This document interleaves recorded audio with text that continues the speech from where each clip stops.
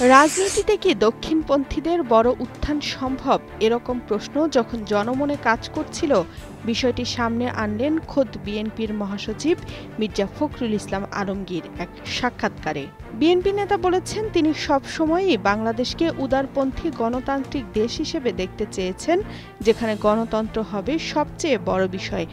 সেই জায়গায় যদি এখন এমন রাজনৈতিক শক্তির উত্থান হয় যারা গণতন্ত্রে বিশ্বাস করে না, পরিষ্কার ঘোষণা দিয়ে করে না, আবার তারা নিজেরা জোর করে চাপিয়ে দিতে চায় মতবাদকে, তাহলে এটা নিঃসন্দেহে অ্যালার্মিং সিচুয়েশন। মির্জা ফখরুল বলেন, কিছু কিছু দলের মধ্যে এমনও কথা আছে যে নারীদের তারা কিছুতেই সামনে আনবেন না। নারীদের তারা রাজনৈতিক ক্ষমতা তো দূরের কথা, তারা সামাজিক ক্ষমতায়নও করতে চায় না। এসব দলের যদি উত্থান হয় এই দেশে, তাহলে তো পিছিয়ে যাওয়া ছাড়া আর কোনো পথ থাকবে না। মির্জা ফখরুল স্পষ্ট করেই বলেছেন, এমন পরিস্থিতিতে তিনি উদ্বিগ্ন।